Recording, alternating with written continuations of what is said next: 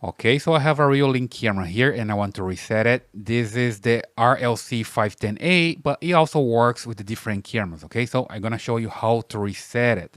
Here on my screen, I have the NVR and it shows other cameras that are connected. Okay, so I have different cameras connected here and I see my Reolink camera RLC-510A that is not working because it says that I have the incorrect account name or password. So I don't remember the password. I need to reset the camera. Okay. And I also have the NVR here on auto add. As soon as I reset the camera, the NVR can detect it and can add the camera here. Okay. So let me reset the camera. Back here, what I can do is just grab the camera's cable here. And what I need to do is hold this button. Okay, I need to press and hold this button to reset the camera. But first, I need to disconnect the camera from power. Then I click and hold the button and plug the power back.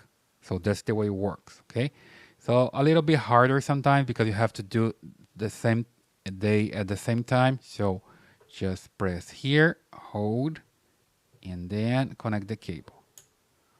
Okay, so I keep holding and I count to 10.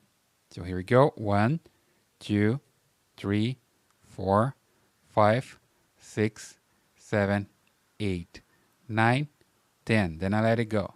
Okay. And here we go. My NVR shows that the camera is working because it auto add the camera here. I have the option enable here. All right. So it tries to use the default username and password for the camera and add it here. So it's pretty easy. It's pretty simple to reset this camera.